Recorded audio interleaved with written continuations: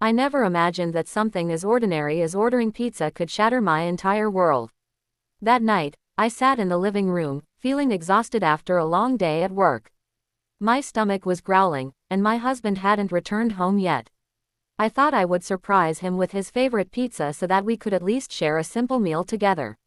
His laptop was on the coffee table, left open as if waiting for me. I clicked it awake, expecting to quickly place an order. Instead, I stumbled into a nightmare. The screen lit up, and a folder caught my eye, titled simply, Wedding. My first reaction was confusion. We had been married for 5 years. Why would he have a wedding folder that I didn't know about? Curiosity pushed me to open it, and that was the moment my life split into before and after. Dozens of photographs filled the screen. There he was, my husband, smiling brighter than I had seen in years, dressed in a perfectly tailored suit. But it wasn't me standing beside him. It was another woman, wearing a beautiful white gown, a bouquet in her hands, and love in her eyes. My heart stopped. At first, I thought it had to be some mistake, an old photo shoot, maybe, or pictures from a cousin's wedding. But the closer I looked, the clearer the truth became. These weren't stock images, and they weren't distant relatives. It was my husband, the man I trusted with everything, celebrating a secret wedding with another woman. Every picture was a dagger, from the way he looked at her to the kiss they shared under a canopy of flowers. The room spun, my breath shallow, my hands trembling on the keyboard. I wanted to scream, but no sound came out. I slammed the laptop shut and just sat there in silence. My mind went into overdrive, trying to make sense of it. Had he married her before me? Was this some twisted game where he was living a double life? Or worse, was he still with her, even now? The thought made me nauseous. I replayed the past months in my head. The late nights at work, the sudden business trips, the coldness that had slowly crept into our marriage. All the signs were there, but I had ignored them, convincing myself that he was just stressed. When he came home later that night, carrying the scent of cologne that wasn't mine, I confronted him. I didn't yell, I couldn't. My voice was trembling, but my words were sharp. I opened your laptop. I saw everything. For a second, his confident mask cracked.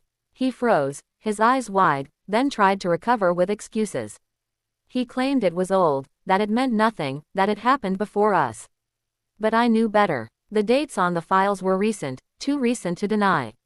His silence confirmed what my heart already knew. I was living with a stranger who had betrayed me in the worst way.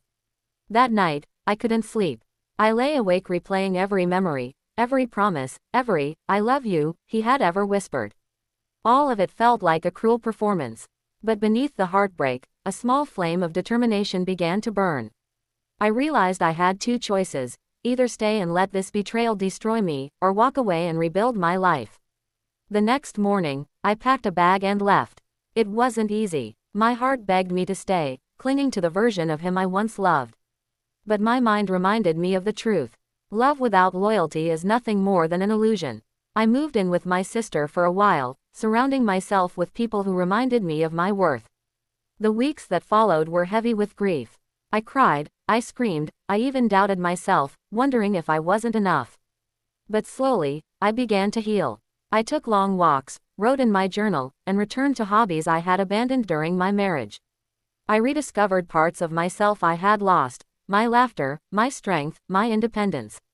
One day, while sipping coffee in a quiet cafe, I saw a young couple across the room, holding hands and giggling. For a moment, it hurt. But then, something shifted inside me. I realized love itself wasn't the enemy, betrayal was.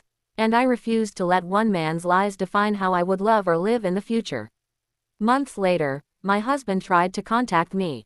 He sent long emails filled with apologies and promises, begging me to come back.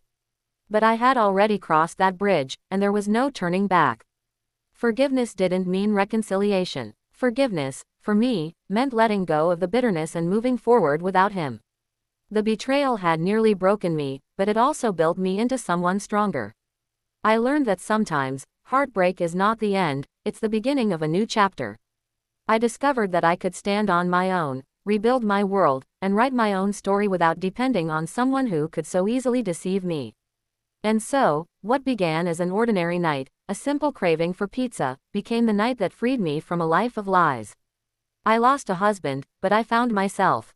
And in that, I gained something far more powerful than anything he could ever give me, my freedom, my dignity, and the unshakable belief that I deserve better.